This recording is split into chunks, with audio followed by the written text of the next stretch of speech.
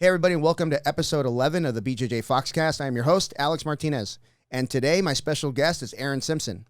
Aaron is a former ASU wrestler, former WEC, UFC, and AFL fighter, right? World Series of Fighting. World Series of Fighting. Yeah, World Series of Fighting fighter. One time. We don't count that. You're right. One time. He is my old wrestling coach with Paul Nava, Brazilian Jiu-Jitsu, and Aaron, welcome to the show, man.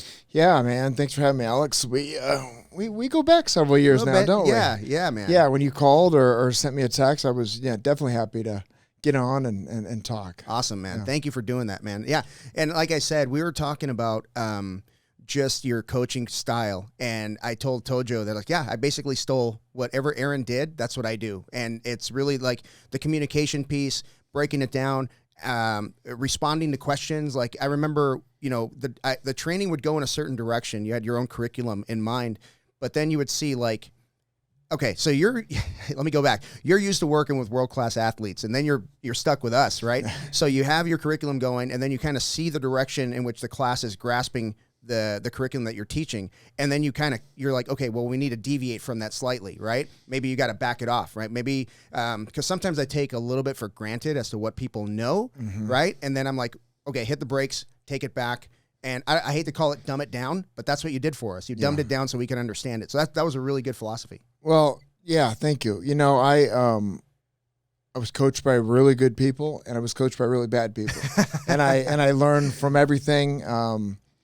I've gotten to be around the sport of wrestling since I was 4 years old, and my dad was my coach, and he was a phenomenal coach. And then I was brought up by others, some of the greats in our sport, like Kevin Jackson, Zeke Jones, some of these guys that were high level wrestlers, the best. I mean, world champs, Olympic champs, stuff like that. So. Yeah, I was coached by some really good people, and then I was coached by people that I was like, God, not impressed with at all. And I'm like, well, I don't want to do that, and I don't want to do that, and So I feel like I'm patient enough to work with anybody. Yeah. And I think that's a problem with a lot of coaches. They're impatient. They're not flexible. They don't know how to, kind of what you're saying, like not dumb it down, but how to, teach to your the level of athlete that you're dealing with. And it could be, you could have all levels in one room. Yep. And I've got to be able to reach, I've got to keep them all interested. I've got to keep them all getting better. And it may mean, taking this guy and going, well, here, you can do this, this, and this. And taking this guy and go, whoa, let's start here. Yep. And I think a lot of coaches make that mistake. Or there are coaches that make that mistake. I don't know about a lot, but that's why I enjoy coaching. Yeah. I think Dan Gable, who was a legend in our sport, I've heard, I was never coached by him, but all the stories and everything, and why he was so successful was because he didn't try to mold everybody. They always say like the Iowa style. Like if I said Iowa style to a wrestler, and maybe even jiu-jitsu guys that know this name, it's like a brutal, in-your-face, nonstop, high-level conditioning and beat you down until you submit. Yeah.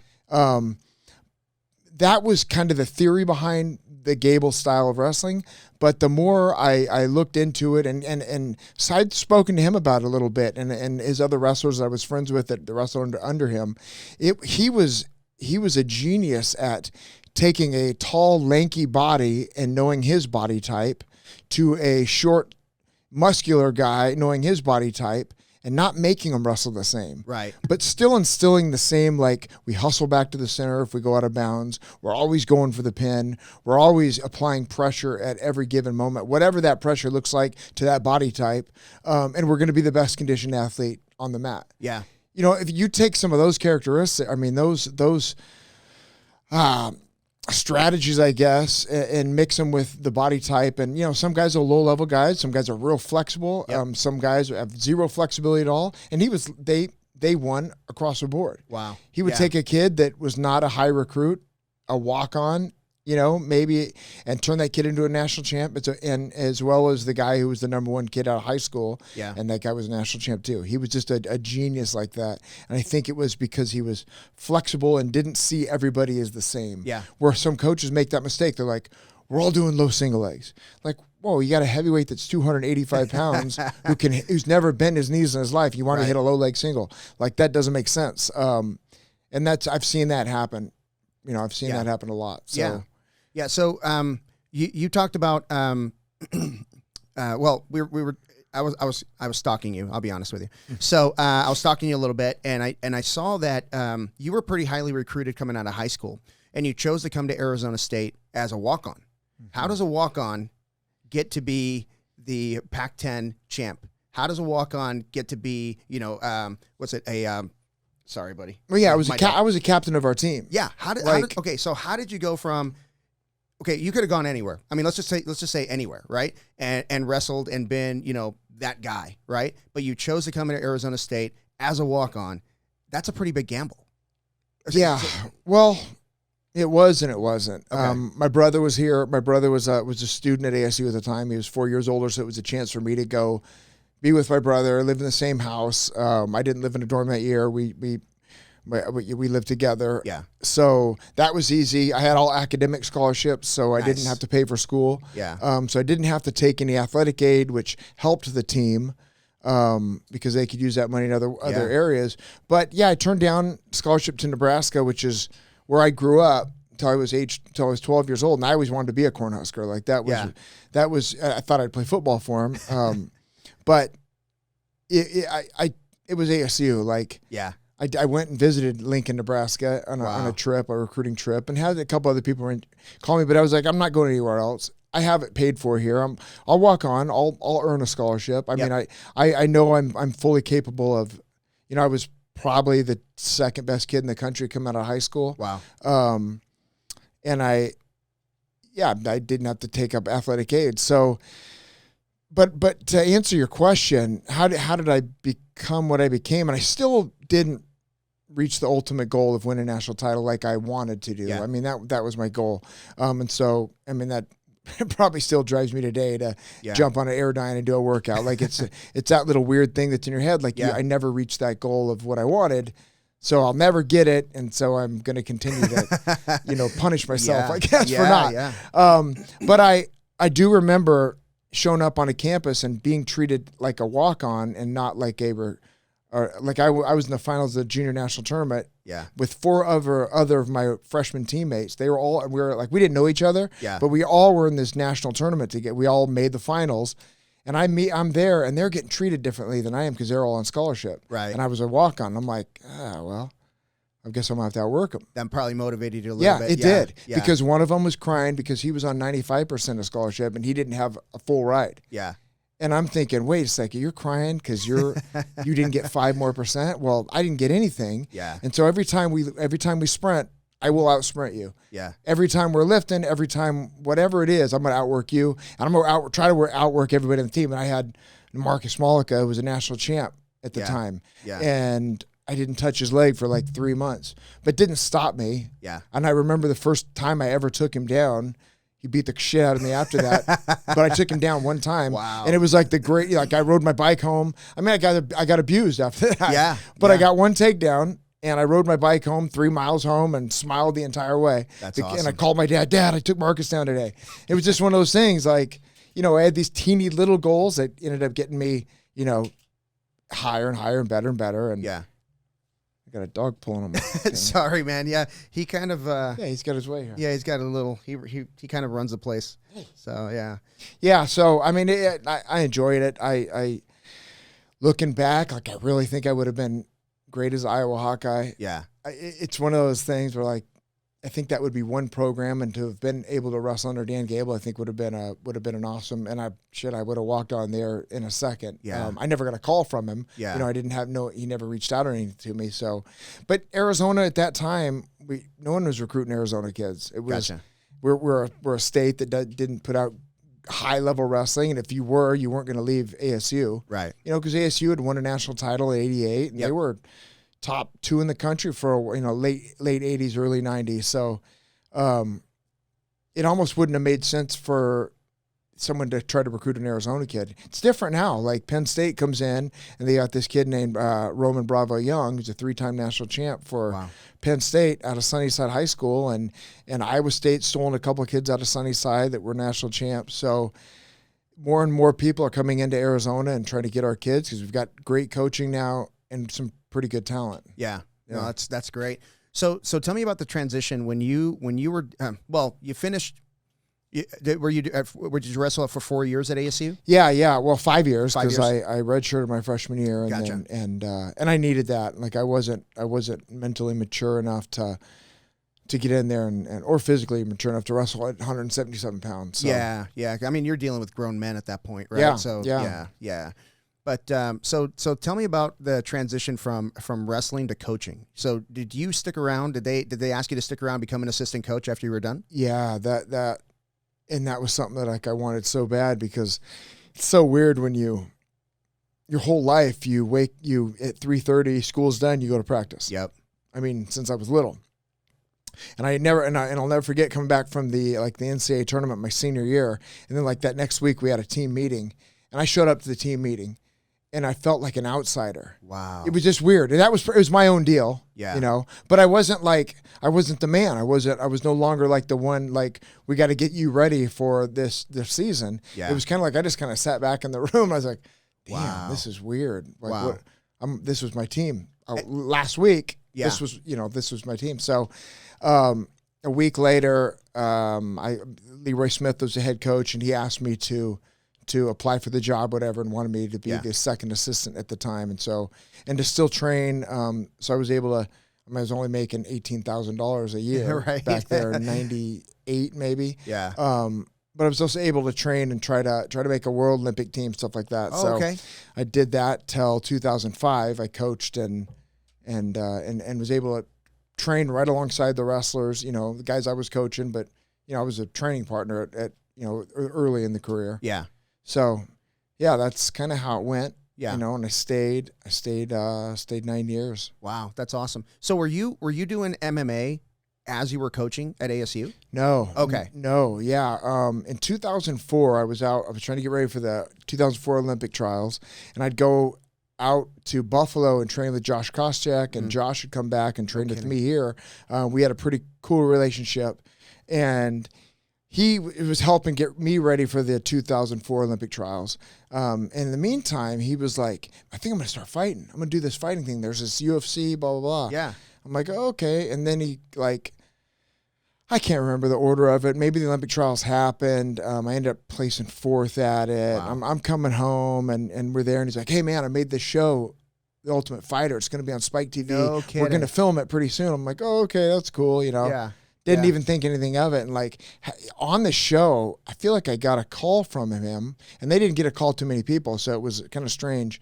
And he was like, hey, man, this show is really taking off. You should fight. You should do this. It's pretty cool. I'm like, yeah, okay, I'm pretty good. And he goes, he's like, coaching's not where it's at. Yeah. There's no and at that point I thought I'd work my way into becoming a head wrestling coach somewhere, and working athletic administration, something to stay in the collegiate atmosphere. Yeah. And then, of course, that show takes off. Yep. He was on the original season. Yep. And Josh had a great career, and the Ultimate Fighter took off and became UFC, and it was like, geez, he made the right call. And that was 2004, and I didn't get into it until 2008 is when I started training. I left coaching ASU at 2007-ish. Yeah. Started coaching some Bader and CB over at Arizona Combat Sports. Yeah. And then I'm like, God, I think I can still kind of do this. Yeah. I think I'm going to try it. And I was talking to the Lally brothers, and they looked at me like, oh, you're kind of old. You're 32 years old. And I'm like, is that old? Now that's super young. That's super young. That's still peak. Yeah. Bastards. They were telling me I was old. Well, you know what? When you're 22, anybody in their 30s seems old. Oh, yeah. You know what I mean? Yeah. So when I was in the Navy, I was 19 years old, and my boss was 27, and I'm calling him old. Like, oh my God. Isn't that crazy how that was? Yeah. My best friend, his brother, Casey Strand, his brother, Cliff Strand, was 7 years older than us or whatever. And so we're 19-year-old kids. Yeah. And he's 25, 26. And we're like, well, the old guy, Looking back now, I'm like, God, that was crazy. A child. Yeah. That's wild, man. So you started training, other fighters, and that kind of gave you the itch to get in the ring as well? Yeah. Because, I was right in there with Steve Steinbeis and Jesse Forbes and Bader and CB and Jamie Varner and some of these guys. We had a really cool little group, Ray Steinbeis. And I was kind of holding my own with them wrestling-wise. Yep. I was getting tagged up sparring. I probably should have never been sparring. I'd go home with headaches. Yeah. But then I'm like, what the hell? I'll take a fight. And so They got me a fight up in Vegas, some little, in a boxing ring somewhere, and I won. I beat the guy. Maybe I don't know. They stopped it or whatever. Okay. And that was kind of it at that point. Fought in the Cayman Islands after that, and then won in Rocky Point, Mexico. No kidding. Yeah. I can only imagine what the fight in Rocky Point was like. Oh God, it was. I questioned my entire existence. I will say this: like here it is, whatever, sometime in the summer, June or something, and I'm down there, and if you ever been to Rocky Point, there's like a baseball stadium field out in the kind of center of town, but maybe, and we're at that baseball area. And I'm out in the outfield because the cage was maybe by, I don't know, home plate or something. Right. And I'm walking back there. I've got my gloves. I'm all wrapped up. And I'm back there going, what the hell am I doing? Like, I've got 2 college degrees. Yeah. And I'm fighting some dude for $1,000 in this little shitty place. Oh, my gosh. But something in me, like, I always wanted to be a professional athlete. Yep.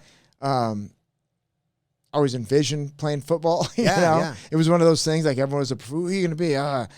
Back in those days, it was O.J. Simpson and some of the greats back then. Yeah. And now I'm fighting some dude in Mexico for $1,000. Yeah. And I've got Drew Fickett in the opposite corner coaching the guy that I'm fighting, and he's yelling my name and like heckling me. He's hammer drunk, heckling me. Yeah, it was a strange time. And then I won that fight, was tired. Then got picked up by the WEC, my fourth fight. Yeah. Knocked the guy out in 17 seconds, and then 5th fight was in the UFC. Wow. So it happened fast. And it had to happen fast because I was married with twin babies at home. Yeah. Like, I had to do something. Yeah. I couldn't just make $2,000 a month, right. Sponsors or whatever. So it happened quick. Looking back, I wish I would have gotten into it in 2004 when I was younger. And, of course. It was still, because, I look at some of those guys that were at the top of the game. I'm like, God, I think I could have. Yep. I could have really ruled those guys. Yeah. But I also didn't. I had to rush it so fast that I didn't. I overlooked jiu-jitsu was probably my biggest weakness in the way of I could do it. Yeah. I just didn't. I never finished with it. I didn't put enough into it. And I also look back because I'm like, well, shit, I was drilling. I had to go against Jesse Forbes, Ryan Bader, and CB Dalloway. Yeah. Like, I didn't have anybody to beat up and to learn. Right. Like, I got my ass kicked. And here, these are guys that I wrestle. We wrestle pretty good, but when it came to jiu-jitsu, like,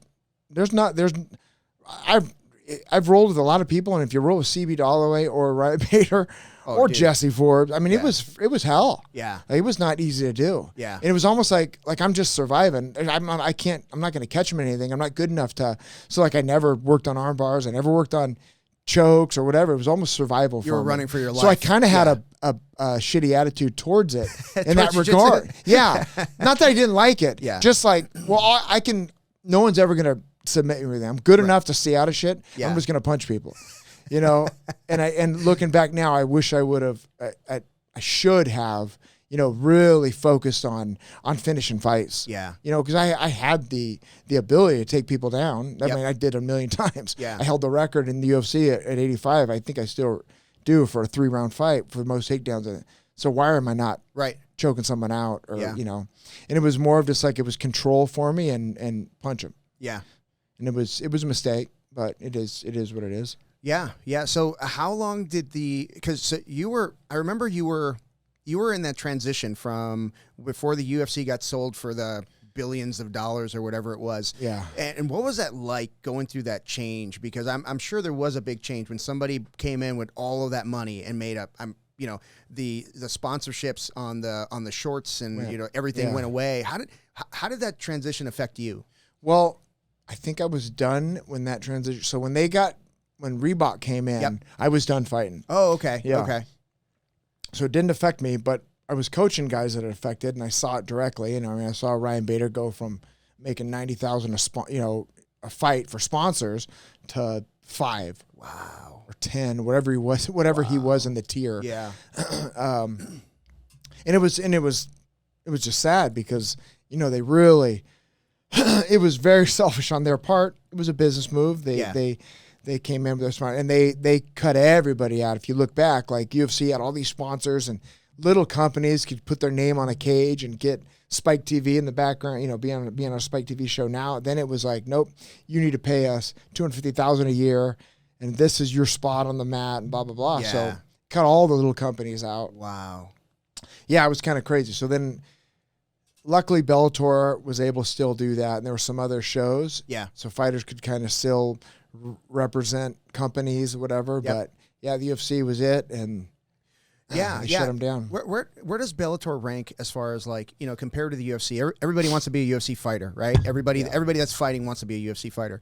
And is Bellator, I mean, I don't know enough about them to speak intelligently, but are they like, you know, the, you know, AAA baseball compared to UFC, or are they like right there in line? Because talent-wise, they're right there in line with the UFC. Yeah. But I'm talking like money-wise. Are they there with the UFC, or are they kind of a little bit like a tier lower? The UFC's no longer owned by Zuffa, AMG or IMG or something like. I can't remember the company that the conglomerate that bought them for 2.4 whatever or 4 point whatever billion. Yeah. God, it's mind blowing.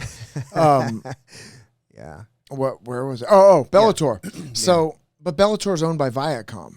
Okay. And Viacom, big company, bigger than the company that bought the UFC. Yeah. Okay. Like, you know, they own Paramount Pictures and Showtime and all like they're the company. Yeah. So they're the money behind paying these fighters that are getting pulled over from the UFC or whatever, and they treat them right. Yeah. Like you talk to any of those Bellator fighters and they're happy. They're very happy with being there.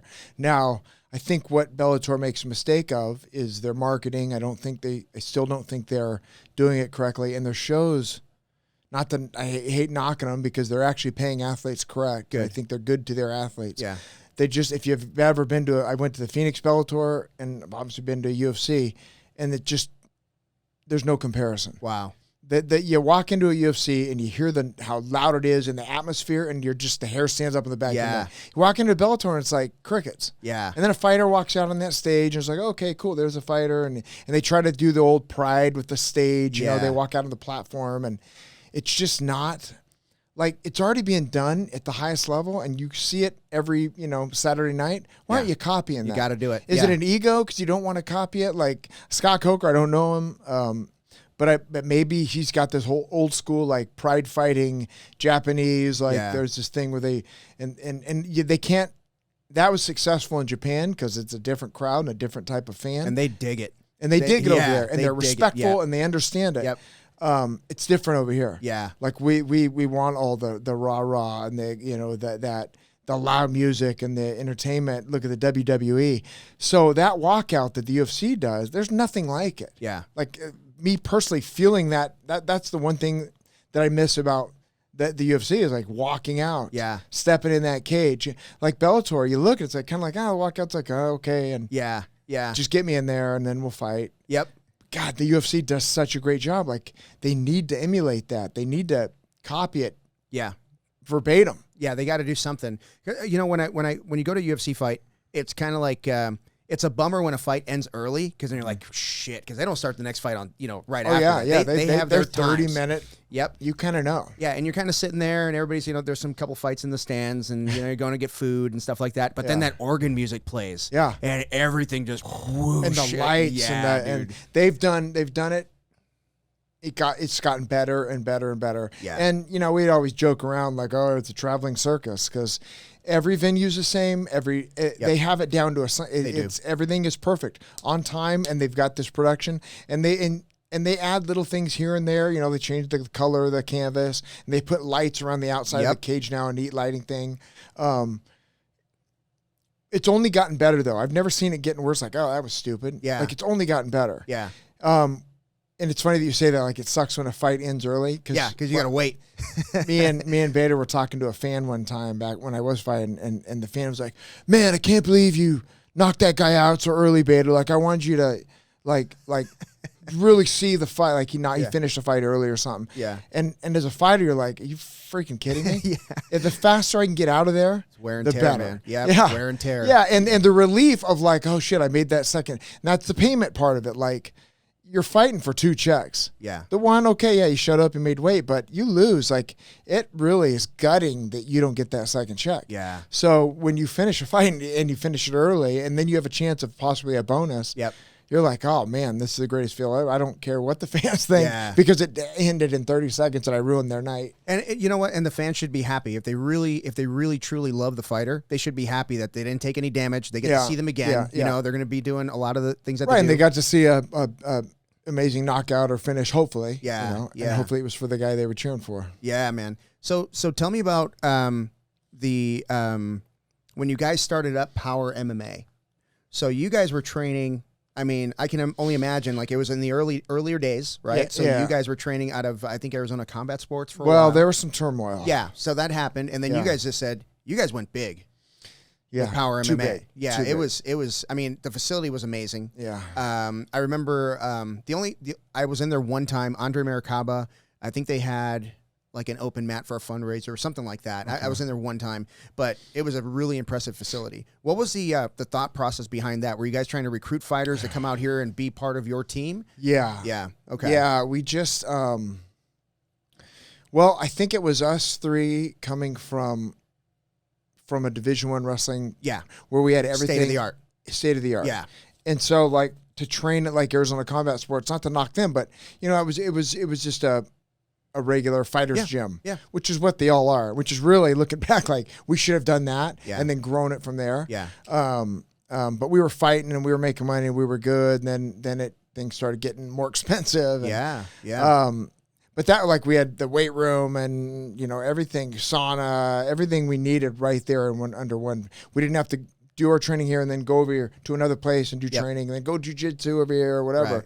Right. So we did it all under, and it was awesome. We you know, really thankful that we had it at the time. But looking back, I think it would have been nice and different. And you know, we had to split from the Lallies to go open. We had an opportunity to go open a gym, and that didn't go over well. I don't know how you handle something like that. I just said, hey guys, we got this opportunity, and we're gonna have to part ways. It sucks. And you're taking the entire talent pool. Yeah. That was tough, man. That's tough. Yeah. We took all of our training partners. Yep. Almost all. There were some guys that stayed with them. But it was that was a hard thing, and it sucks because there were some grudges that were held for a long time, and I hope we're all past that now. Yeah. Because they're great guys. They obviously do a great job and have put some great fighters out. They have. You know, in the meantime. But yeah, that was a weird time for us. You know. Yeah, man. So how involved are you with up and coming wrestlers right now? Do you still have your hand in the pot? Are you still are you helping people get ready? I don't. I had a hip replate. Yeah, I heard 7 months ago. How is that going? How's that going with the hip? It's been hell. I jumped back too soon. Started like doing an Airdyne workout. Like 10 days after, I jumped on Airdyne for 30 minutes, and I shouldn't have done that. Right. You know? But I'm thinking like I'm Wolverine. I'm gonna heal now. Like that stupidity in my brain was like, all right, you should be good by now. Yeah. Like 2 weeks. We're all that way, dude. We're all that way. Yeah. And it's as you get older, it's actually worse. Yes. You know, you don't heal that fast. Yeah. So like my bone wasn't growing into the implant. I had. So 2.5 months ago now, I had a special MRI that showed like there was still like a little bit of wiggle from the implant into the bone. And like, so I had to start taking a medication to grow the bone to make sure it heals that or seals into that implant. I've got 2 more. Well, today I just took my 11th pill. I've got 1 more next week, and it's gotten progressively better. Oh, good. Okay. So like, I'm hoping. I've just started like, I go over to my buddy Matt Waltz's house. He just earned his black belt from Steve Rosenberg the other day. So he's got a wrestling room, and we go and hold pads for each other with a couple of group of guys, and sauna. He's got a sauna, cold plunge, do it all. But so I just started like working out again because I was going nuts. I was burning like when I heard that my leg wasn't healing like it should, like I did nothing. Yeah. Sat there all day. Yeah, that would drive me crazy. Oh, dude. God. I'd look at my watch and I'd burn like 400 calories that day. And that was depressing. Yeah. I mean, I started going, I was in the dumpers, and I'm like, man, I got to do something. I need to. And so it started feeling better. So knock on wood that I think I'm turning the corner on it, you know, 7 months, and I'm healing and should be back at Nava's, and whoever else will have me, you know, I need to. I miss it. I miss getting back on the mat and being able to get down there and help and coach. And yeah. I was always like, you know, one of my best training partner, one of the guys that I basically grew up in jiu-jitsu with, Koa. we'd have private lessons with you, and I was always like, I geek out over it because your wrestling background is at the highest level, period, and Cohen, I was like, I don't know why he's wasting his time with us, but this is kind of cool. That's cool. So, but yeah, it was kind of growing for a while. And then you were telling me about, there was a school, it was like a high school, but they were focused on building wrestlers. And that's what I want to talk about. I want to talk about those schools that are really keying in on that. Can you elaborate a little bit about that? Yeah. So, Valiant High School, they bought a building, a former school over there by Celebrity Theater, kind of in a rough area, but they've got a wrestling room with 4 mats. They've got money behind them. They've got some donors. They have these kids coming up from Eloy, Arizona. They drive every day from Eloy, 4 days a week. The high school's 4 days a week from Eloy. And if you know anything about Eloy, about tough as humans you have in the United States at least. Yep. And these kids come up and they're workers, man. And it's not just them. I mean, they've got kids from all over the state now. They've got probably junior high and high school, 70 something girls and boys. Wow. And they're getting known in the country now as the high school that's producing some pretty studly kids that are learning how to train, learning the technique at an earlier age now that, some kids don't learn until college or even after. Yep. Angel Cejudo's a head coach, Henry's older brother. Yeah. Eric Larkin is a real good friend of mine. He was a national champ for us at ASU. He started it. It was his program with Mike Douglas, who was my old college roommate. They both were ASU Sun Devils. And so, they had this idea. They started this program. Mike runs Thoroughbred Wrestling where we train. Yeah. That place is impressive. Yeah. I mean, that's its own nice little 3-mat area facility, which is where the Sunkist kids, which is Zahid Valencia and all these guys that are trying to make the Olympic team, they all train out of Thoroughbreds complex right now. Wow. So there's a lot of history right there in a short amount of time. But this high school it's a legit high school, teachers, curriculum, everything. It's a private school, so these kids have to raise money if they can't afford it. Or they get tax people get tax deductions for these kids to go to school, and they're getting to colleges. It's legit, and they're training.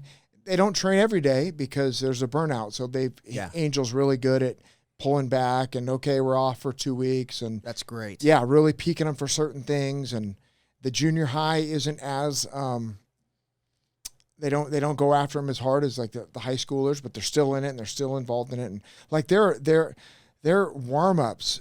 All these kids there's probably 70 of them, and I haven't been there in a while, but they can all do round off backflips, all round off back handsprings. Wow.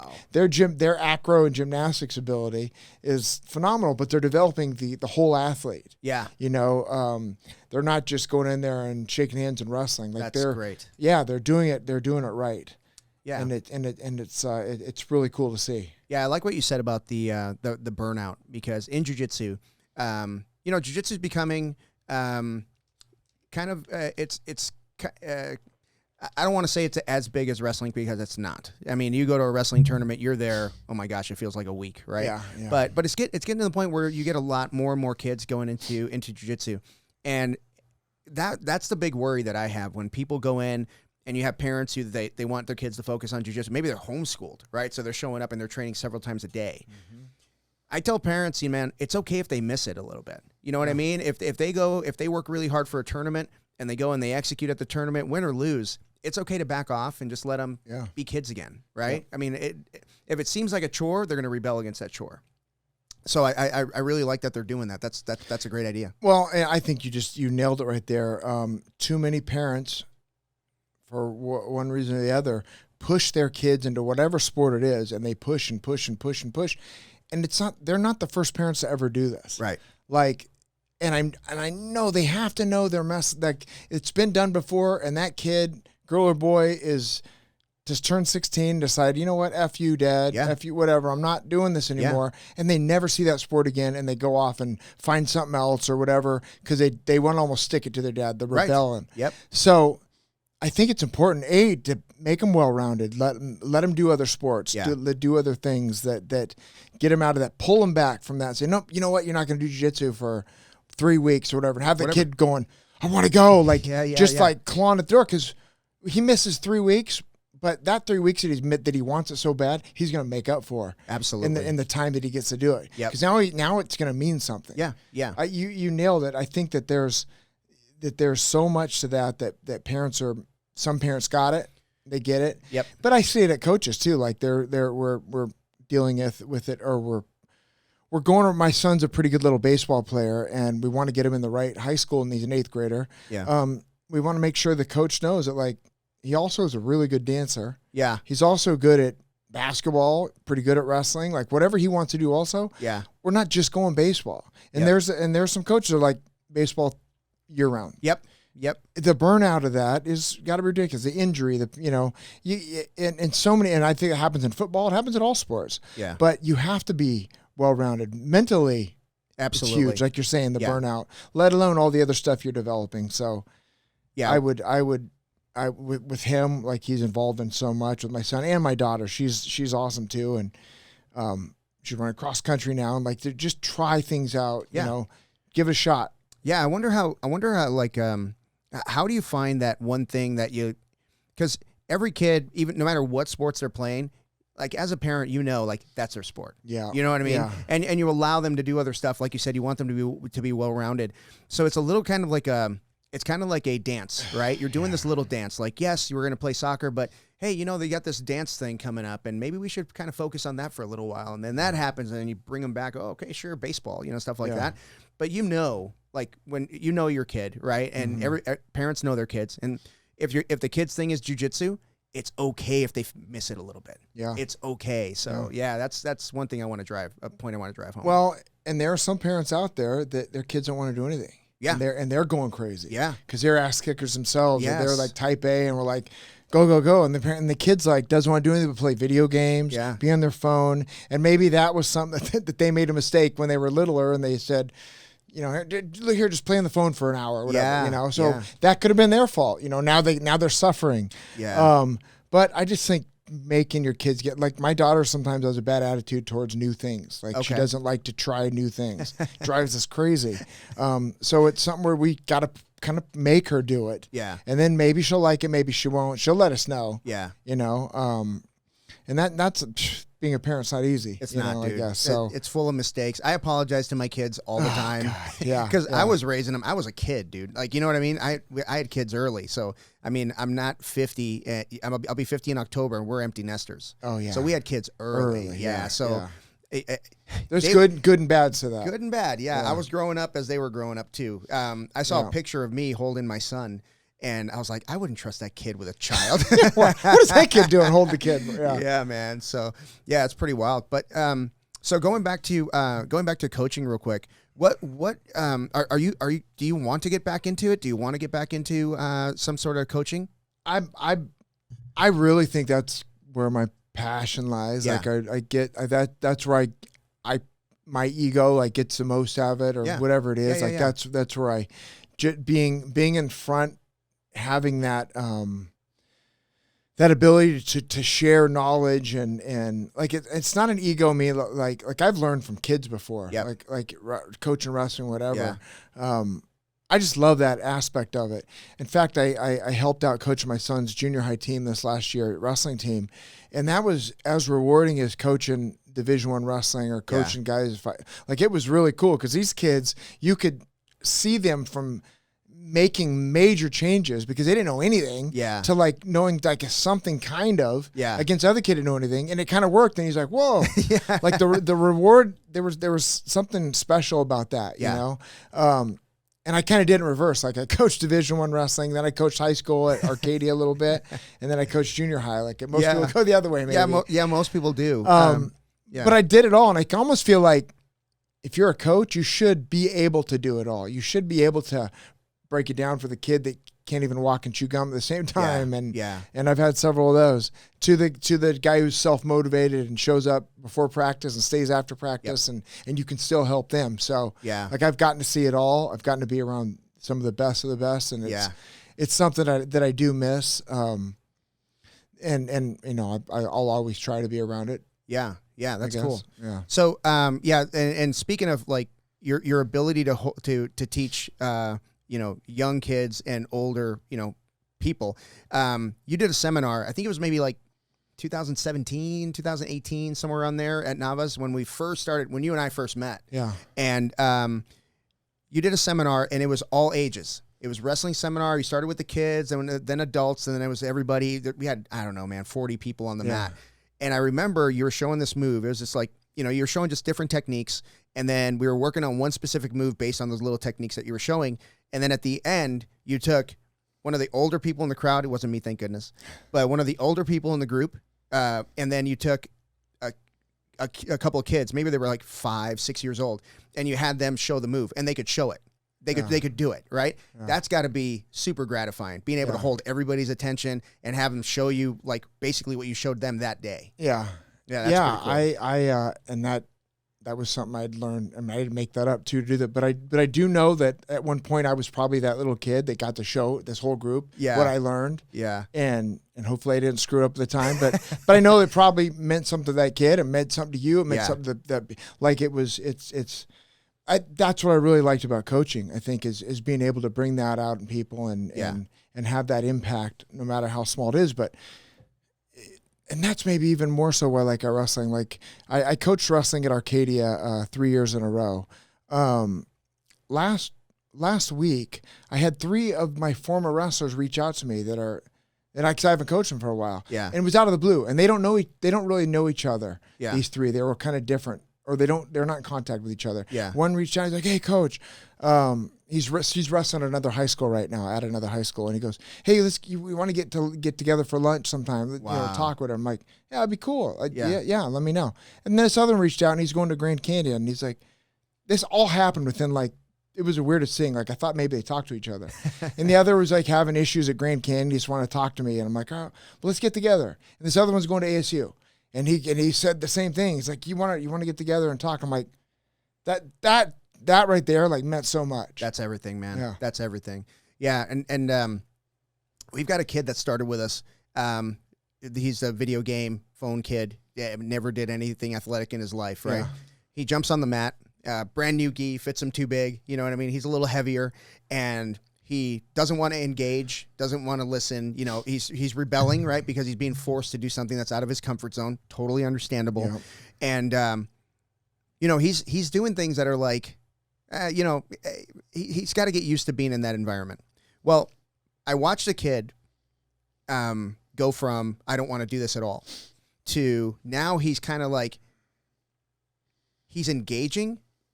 He's terrible, right? Because he's brand new. Yeah. But I'm sitting there going, he's fighting back now. That this is a huge step.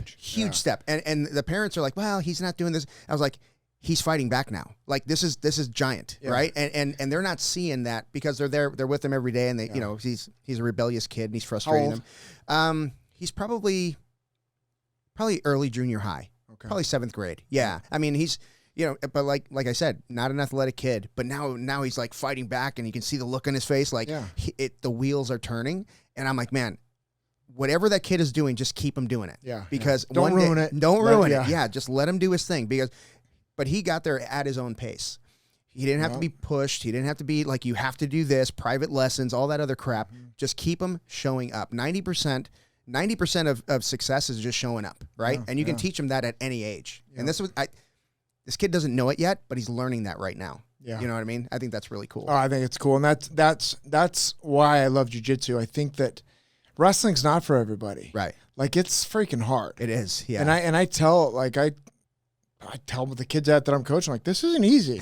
Like you're not a, P word if you don't want to do this. Like it's hard. You have to be all in. Yeah. You can't kind of be in or be in because your dad wants you to. Like it's not easy. And the same with jiu-jitsu, but it also has that like a different level of grappling and very cerebral. Yep. The positions and how slow it is, and it's not as physically demanding as far as like getting taken down. Not as dynamic. Up, and some of the pain that's involved in that, and it takes a kid like that to gravitate towards it, because he's not going to go out against this kid who's who's, muscle bound and can do, 100 push-ups and Right. whatever. Like, he's not stepping out there, but he may put a gi on and go and kind of roll around a little bit and start out. And then that's why I think the sport is, it's still it's in its infancy too. Like you were talking about jiu-jitsu tournaments. I mean, when they first started here, you may get an opponent. Maybe. You may. Yeah.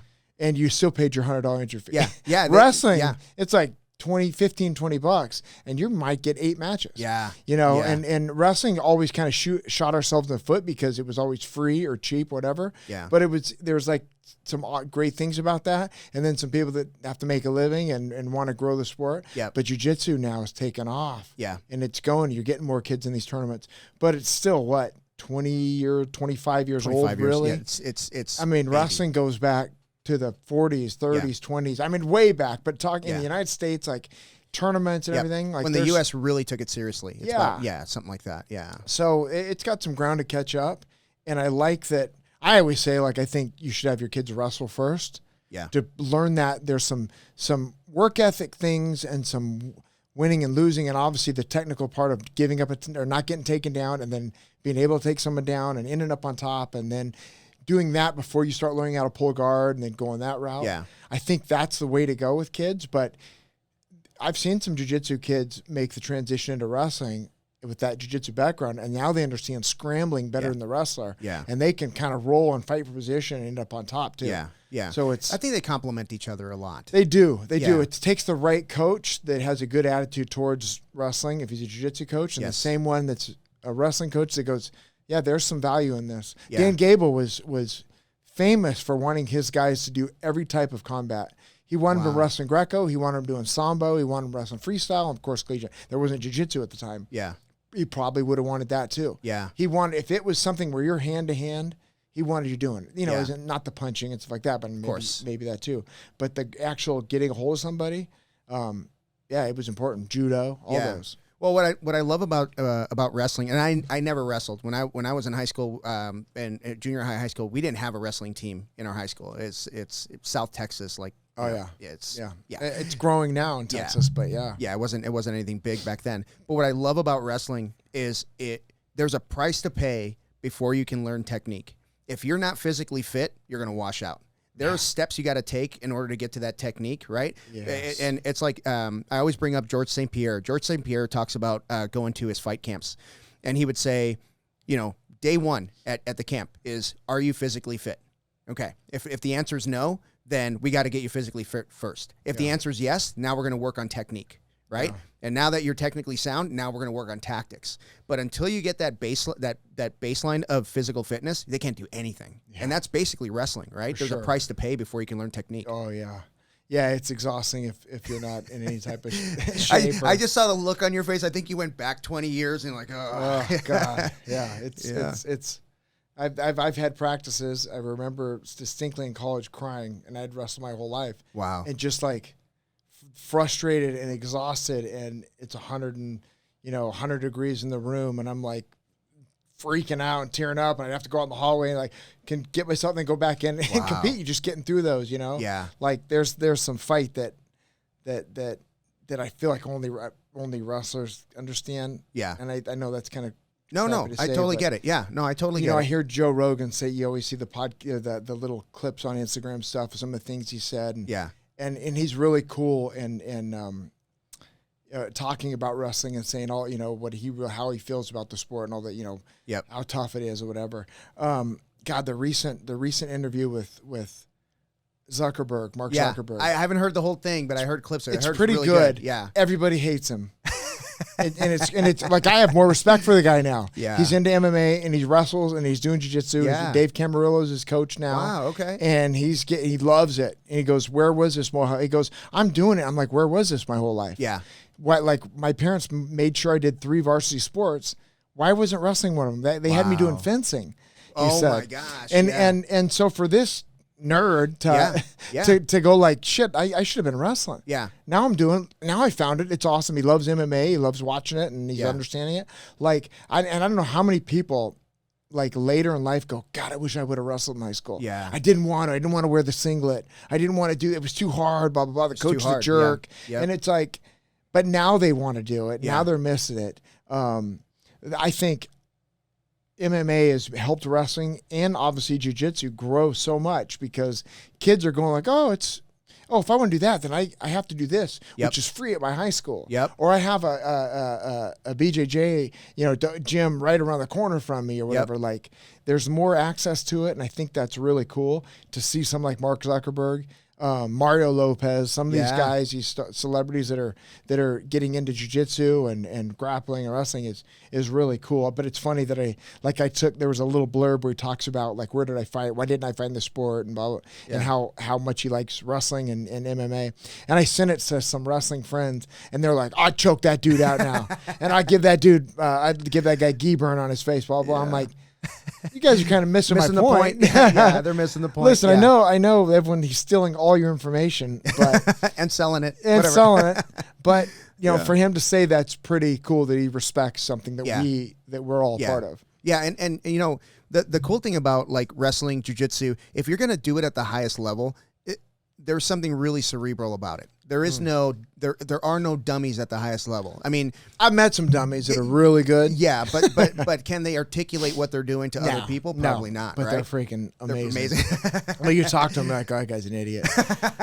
It's not too many. Yeah, but I'm so, and I think that was that was good for them because they didn't care who they were wrestling. They didn't care who they were competing against. They didn't even know what a bracket was. Wow. They were just like, kill.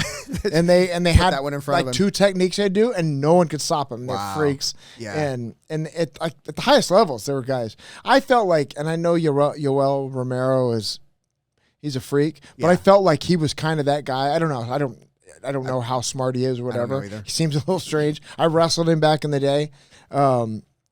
And when I wrestled him, I thought this guy could be a starting linebacker or a running back for in the NFL. Like, he was that type of freak athlete from Cuba. Yeah.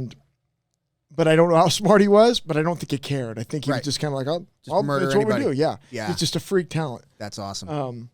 And I think there are people out there like that. Yeah. Not that he was an idiot, I don't know. Yeah. But there's some dumb people that just go like crush and kill. Yeah. And they're successful at it. But for the most part, you see the guys that are really the thinkers of the sport. Yep. And there is a lot of chess and wrestling and setups, and especially when people get tired and make, they reach when they're tired, so you make them make that mistake. And and very, very much so in jiu-jitsu too. But that comes with a lot of film study too. Like, you have to study your opponents, right? I can't imagine you sit back and just rest on your laurels and say, I'm going to beat this guy because I'm that good. Because I'm that good, yeah. And there are some that do that. And sure, I think it ends up costing a lot of them. I always like to watch video, and I like to scout opponents and know like if they're a left leg lead or right leg lead, and what their go-to technique was or whatever. Yeah. Well, you have a unique ability. I've seen you talk to people who know wrestling, and you have a unique ability. I think you can probably name everybody you wrestled, because there hasn't been one conversation when somebody brings up a match or something like that. Oh yeah, and I wrestled this guy, and then that guy, and then that guy. Like you. Yeah. Does that come from film study, or is that just something that you? Well, I love the sport. Like I'm one of those like nerds of the sport where I can talk to. I know people that were way before me, because I've listened to the old timers talk, and I listened to stories, and like my dad would tell stories, and so I can throw names out there to older wrestlers, like, oh, so and so from this. I'm like, yeah, how about this guy? He wrestled at Lehigh University and won the NCAAs or whatever. Yeah. And I love it when I meet people, and I'm not like that good at it, because I meet people that are like legit wrestling nerds, and they can go back to the 50s, Wow. Yeah. But I do like kind of pride myself as I do know a lot of who was connected, who was coached by who, and who did what. And I was around great wrestlers. I mean, Leroy Smith was the Smith family, and John Smith, one of the greatest of all time, and Leroy was my coach, so I got to really be in the ins and outs of a lot of people, and I was around the sport forever. And I think that's probably why I love the sport so much too, because I like the history of it. Yeah. And I felt like now I'm just a little bit of the history. Yeah. There's so much, and obviously I'll be forgotten. But it's, I just want to kind of be a part of it. You know? Because I love the sport so much. Yeah. Well, I mean, as long as there's wrestling at ASU, it's hard to bring up grappling in Arizona without your name coming up. You know what I mean? Like, you're part of the jiu-jitsu community, you're part of the wrestling community, you're part of the coaching community. I mean, you've definitely, you know, made your mark on the sport, which is really awesome. Which is, I had to get you on the podcast because of that. Yeah, thanks. But yeah, cool. man. But tell me, I'm going to make you brag about yourself a little bit. Tell me about your win-loss record at ASU. What does that look like? Well, I had 110 wins. So, and like my freshman year, I think it was like 18 and 15 or 17 and 15. So I had 15 losses. Yeah. And I think maybe 7 of those losses were overtime losses. Wow. Where it was a close match, and I really I didn't, and I was a good like I wrestled my whole life, but college was different, and I didn't know what to do technically at that time. Like, I wasn't seasoned enough to know, like, I need to do this. It was just kind of like a fight and a brawl for me. Yeah. So like I prided myself on conditioning. I wasn't backing it up with that next level of technique. Gotcha. That I ended up learning later. Mm-hmm. But I mean, I had a lot of overtime losses and stuff like that, or 1-point losses. But I'm pretty proud of 110 wins over 4 years. That's awesome. That was cool to me. And I probably had 30 losses. Yeah. 15 in that first year. But it's one of those things where, like, you still, like I said before, like, win a national title was what I wanted to do, and I just fell short of it, you know, and it was like. How close did you come? I can't remember. Is it third? Well, I was fourth my senior year. My junior year, I was ranked number 1 in the country most of the time. I went 2 and out at the NCAA tournament. Wow. So, like, I lost my first one in overtime and lost my second one, a real close match, to the guy that we were ranked number 1. We both lost first round. So we both hit each other. And so, yeah, that was a hard tournament for me. And in my junior year, I was an All-American, which means I placed in the top 8. I was 8th. And I was, like, proud of that because I finally arrived. Yeah. And I was better than 8th. But I was so happy when I won the match to become an All-American that, like, I just mentally wasn't tough enough. I didn't have it in me to go, like, all right, okay, so you're all right, but now beat this next guy. Yeah. It was kind of like, okay, I did it. And right. I can, you know, I'm honest to say that. Like, I wasn't mentally tough enough to do what I needed to do to try to get third. Yeah. To come back for third place. And that was one thing I was going to ask you. Did you have any, like, any mental hurdles to overcome? Did you have any voices in your head saying, Always. man, look at these guys, they're super athletes and all? Because I had that a lot, dude. Always. Growing up. Yeah. How did you overcome that? Because I wasn't able to. I don't think I've ever overcome that. Okay. Yeah, I wasn't able to. You know, it's like I grew up in this small desert town in outside of Yuma, not even Yuma, like outside of Yuma. Yuma was a big city. My dad was my coach. I didn't have training partners. Like, my training for the high school national championships, we went out. My dad took me out to Pennsylvania, and I lost in the semifinals. I was beating a guy, and he freaking cradled me, or he did something and pinned me. He cradled me. Yeah, I was better than him. Yeah, but my training leading up to that was running. Like, I'd go out in the desert and run. I didn't have anyone to work out with at my high school. Wow. I didn't. No weight room, nothing like that. Well, I had a weight room, but it was like, and there was wrestling, but I didn't. It wasn't like a club or like me and I had another great wrestler that we're gonna go in. It was just kind of like maybe show up to Phoenix to some wrestling tournaments on the weekends, and then show up there because I'm a good enough athlete and I've been wrestling since I was little, and I went out and placed 4th at the high school nationals. Yeah. Was good enough to win it, but it's still like that shit's in your mind. So then I go to ASU, and now I'm not like. Now I didn't get athletic scholarship, so I'm kind of like going like, oh, I guess I am kind of a walk-on. Yeah. So I still didn't like that insecurity of like always pushing, like going, I'll outwork these guys, but still like, am I good enough? Right. Like, oh, this guy's good. And then like I remember wrestling Les Gutches my freshman year, and he was a runner-up the year that I wrestled him, and he ended up being a 2-time national champ, ended up being a world champ, and being an Olympian, and Les was a freak. But he beat the shit out of me my freshman year. Yeah. So I'm like, well, that's the level. Yeah. I'm nowhere near that. Yeah. That you know, eventually I got to that level. Yep. But it wasn't, you know, I wasn't there to be. It was just kind of like, it was always like trying to play catch up, and it was mentally play catch up. And I had great matches, and I beat great people sometimes. And other times I questioned myself and doubted myself and lost a close match or whatever. Wow.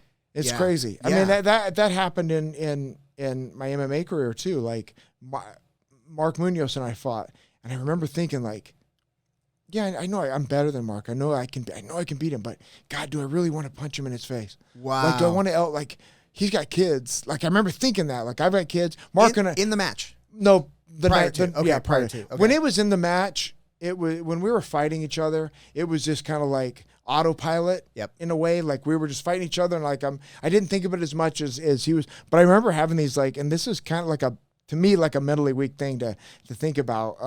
It's understandable because like he and I were friends. Yeah. We trained together. We would, we nice. Mark's probably one of the nicest humans you ever meet, Yeah. And I'm thinking like, God, he's got kids and a wife, and they're watching on TV, and well, I do too. Whoa, yeah. But I had like these weird thoughts, and like, can I do this? Like, I actually picture myself like, what if I had him down? Could I elbow him in his face?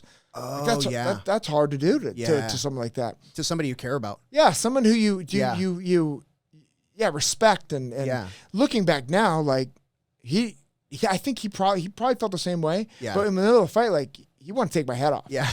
and he had that. It was just, he beat me. Like I took him down 5 times to hit. Maybe he took me down twice, but he outstruck me a little bit. And it was a real close fight. Could have gone either way, I think. But he definitely was a little more violent when it came to it, you know? And that was my questioning things and stuff that I really, there are a lot of moments that you look back like, God, I wish I would have done this different and that. And Did you have any mentors coming up? Like mentors at through college to help you? Like when you saw those guys and you're looking at these super athletes, I mean, ASU was like at the time, I mean, you guys were loaded down with great talent, and you're getting there, you're kind of giving the side eye, like, do I belong? Did you have anybody say, hey man, it's a process, you know what I mean? Talk you into like maybe staying, like, when you didn't want to? Yeah.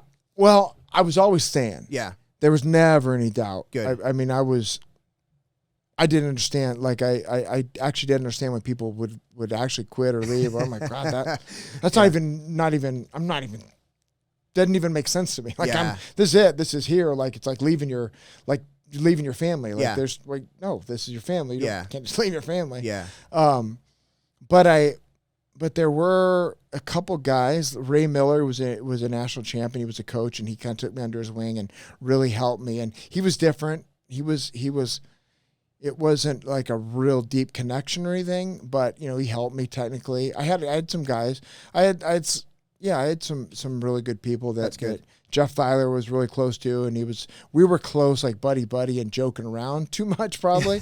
So he was maybe not that good of a role model in that regard. Yeah. We hung out late at night and did stuff we probably should have, fun stuff, but like, and I had a great college career and had great friends or whatever. Yeah. But yeah, I mean, Kevin Jackson was huge for me. He fought in the UFC and was Olympic gold medalist and the USA coach. And Kevin KJ was awesome. So I had people like that I looked up to that were mentors. And they were you had access to them. They could talk to you. They could that's really cool. Yeah. Was there ever anybody in the UFC, like, I always ask this to fighters, was there ever anybody that hit you and you were like, oh shit? Chris Lieben. Yeah. Yeah, and I hit him too, and I said, "Oh shit," because I know I hit him hard. Yeah. Because I could hit hard. Yeah. And he even said it after the fight. He goes, "Geez, that dude hit me so hard." I'm like, "Fuck, why didn't you go down?" Because I knew like I hit him hard, and he didn't fall like where most people, I would think, would have fallen. It just like his head is twice the size of but he hit me one time, and I was like, "Oh yeah, that was a legit." That I felt that.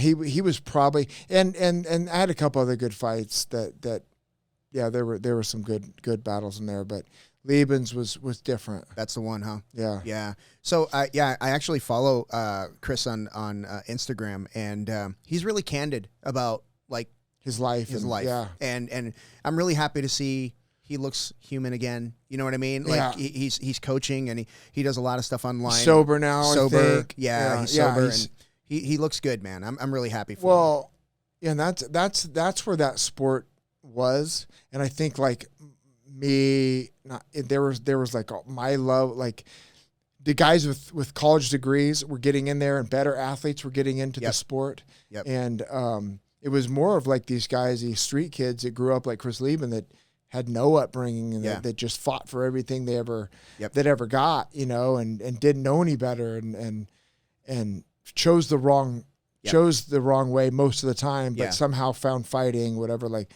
he's lucky to be alive. Yes. I think there were several of those guys around that time that will tell you they're, drugs and alcohol and all the crap they saw as kids growing up. Yeah. They're lucky to be alive. Yeah. I think there was a story about Lieben being like dope sick, like before a match, like before a fight. And and he still did it. I think he was on something when I fought him. Yeah. And then 2 weeks later, he stayed in the fight, or he fought 2 weeks after he fought me and against Yushin Okami or someone like that, beat him. And then I think he tested positive close, like right after that of something. I mean, I hit him hard. Yeah. That he walked through it. Wow. Yeah. I hit him so hard. Oh my God, man. Dude was on something. I don't know. Yeah, man. So no, it's really cool to see that guy come out the other end alive. You know what I mean? So that's cool. So what's next for you, man? Right now you're doing real estate, right? Yeah. So tell me about that. I find it fascinating, right? Because you grew up. I mean, you're an athlete your whole life. I'm sure a lot of the principles you learned from 4 years old through college and all that apply to what you're doing now. I mean, I can't imagine a harder worker than a wrestler, right? Well, yeah. I think why I enjoy real estate is because it's the relationships that I build. That's my favorite part of it. Yeah. Like when I'm finding people a home or selling their home, whatever, it's usually friends or referrals like that. And we all kind of speak the same language. Yep. I mean, I've got several guys that do jiu-jitsu now, a buddy of mine that I met through a buddy. He's a black belt up in San Francisco. He's a fireman, and he bought a place, the Airbnbs out here. And I mean, several of these guys have a jiu-jitsu or wrestling background. Yeah. We all speak the same language, and it's cool. It's just like at that level of, that's what I enjoy about it. Like I like real estate. I like, a lot about it. The more that I learn, but it's hard right now because of what's going on with the interest rates and inflation and everything. Like people are holding on, they don't know what's going on. People still need to buy homes. Yeah. And people still need to move. And people want to sell homes. It's just they're kind of waiting. Like our inventory's way up from where it was. Like in March, there were 4,500 homes only on the market. Wow. Now there's like over 19,000. Wow. Okay. So it's flipped pretty quickly. As a buyer, it's a good time to buy because you can negotiate now. Yeah. Sellers are like, their homes have been on the market for 30 days. They thought they're going to sell it in one. Yeah. So you can go out there and kind of like haggle a little bit more and go like, this is what I need. I'll buy your home. But that's the move, right? Go out there and make the move. Yeah. You may not get the interest rate that you wanted. It may not be for a long time, if ever. Yeah. But they're saying it'll remain the 5s and 6s, and that should be it. And if it lowers, then refinance. Yeah. We got pretty spoiled there for. Yeah. How long do you think someone would have to wait? Because let's just say somebody comes in and their credit score is like sub 700. Okay, and they get like a 6%. I don't know, whatever interest rate. Uh-huh. How long? What's a typical wait before they can refi? Like work on the credit, pay a little bit extra. I think it's 6 months. 6 months. Yeah, okay. yeah, Okay. and that's to say that the interest rates drop. Right, and that was So that would be my question. So we don't know we don't know at what point that is. Yeah. They've been holding pretty steady right now, 5.25. If you're an investor, it's up another point above that. Okay. Which just kind of changed things because investors were coming in and using the bank's money and buying these properties and flipping them or Airbnb them or whatever, and using the bank's money to do it. Wow. And then getting all the equity in the home. So it's changing. It's changing. It's getting better now for buyers. Yeah. They're just going to have to, bite the bullet and realize that 5%, it's not that bad. Yep. And if it does drop, then, and there are some like 15-year loans. Those are 30s. There are some 15s. And so you can maybe get work with a better percentage or whatever. But, with real estate with me, I don't always tell people that's what I do. It's a weird thing for me because I'm not a salesman. I don't like that part of it. I don't want to be like that cheesy or the BS type. Oh, you're only in it for the money part. Right. So it's rare that I'm like handing my card. You'll see people, they hand the card out. First thing they say is realtor, and really I should be doing that. Yeah. Because everybody knows a realtor if they don't know 3 or 4. Yeah. And then it gets weird because you use this one and then you didn't use and then there's some people get butthurt or whatever. And that's as a realtor you have to learn that. You know, I mean, I've felt it too. Like, oh wait, why'd you list with him? Why'd you go with me? And but it just is what it is. Some people, they have their reasons, and you just can't hold grudges. I've had to learn that. But it's really cool. You know, I'm enjoying it. I like it. I like the flexibility of it. I like the where like you can bust your ass and work, and then there's some downtime where you're not. You can kind of like recalibrate and have a hip surgery. Yeah. Do you work for yourself? Are you independent? Yeah. Oh, nice. Yeah. I'm not on a team or anything. That's great. Yeah. So I would say like the closest you've come to a corporate job was your coaching stint at ASU. I don't know if I've ever had a real interview. That's awesome. I love that. Is it? I freaking love that, dude. I do too. I worry about it sometimes though. Yeah. But I mean, right out of college I was at, and then I was fighting, then we were in a gym and I was coaching, and then I got into real estate. And so wow. Yeah, I'm 48 and I still haven't grown up. That's okay, man. I'm 50 and I just opened a business 2 years ago. So well, there you go. So I totally get it, man. Well, listen, how can people get a hold of you if they're going to be, if they need a house or a coach or anything like that? Are you on social media? Yeah. I guess Instagram, the Coach Aaron Simpson, or no, Coach _ Aaron Simpson on Instagram is probably easy. Or at Aaron Simpson on Twitter is good. AaronSimpsonRealty.com is a good one. Just all my info's on there. Yep. Yeah, I mean, I'm good with helping people. Yeah, man. And definitely. I am. Like I was telling somebody that the other day. They asked me this question. I'm like, when I help someone buy a home or sell their home, like I take it personal. Yeah. Like it's not really about the me getting a check at the end of this. Like I want, when you buy a home, like I want to see like this is how, if it were me, this is what I'd be doing. And this is every time I do that to maybe the detriment sometimes. like I can't freaking buy this home. I should just shut up and I can buy it, but I just can't do that. No, that's it's not me, you know? That's really good, man. And like I said, like I really enjoy working with the people. Like, I don't know if I've worked with anybody that I'm like, and I can get along with most anybody, I think too. But maybe that's because I'm the biggest a-hole, so that everyone else is nice. But that's what I like about it, you know. Yeah, but I think that's like, you know, you say you're not really a sales guy. That is the sales pitch. Like if you're solving a problem and you have your heart in it, that's a good sales pitch. You know what I mean? Yeah. Because I mean, what are you solving? You got people that are on budgets, right? You got people that are on whatever. I mean, they can only afford X or Y. Right. When I was looking for a home, I had to be really realistic because I was going to go VA loan. Right. And the market was hot. I mean, I was going into places where it's 2012 and it was like, I would look at a house and like, this house is awesome. Right. And there's like, you know, 8 offers all over asking and the VA is not going to do that. Right. So we walked into this house and we drove up and there were just these giant bushes in the front yard, gigantic looking, it just had no curb appeal at all. And, it was all like flip this house kind of stuff, just paint and carpet everywhere, except, you know, the downstairs they had the tile done. But I told Amy, I walked into the house, I'm like, yeah, this is the place. And it's going to take a lot of work. We're still working on it. Yeah. But it's going to take a lot of work, but this is the spot, right? So it was kind of a dance with the bank, but you know, I made an offer and the bank countered. We went back and forth. The VA said no, and then finally I had to write a check to the bank. But I got this house for I got it for a good deal. Good deal, yeah. Because it sat for a long time, and you got to be willing. I mean, there were bugs. You know, we've taken 13 trees off of this property. You know what I mean? It was like, well, and that's it too. Like, if you have a good realtor, you can help them see the future. Yep. Like, don't just judge his home because it's got green paint. Yep. That can be changed. Or a bush can be cut down, or this can be added. And it kind of cheaply too. Like, it's not going to cost you a whole lot. Some things, like, we need to make sure they cover. Yeah. Or some things like this is not the home for you. Right. You know, whatever it is.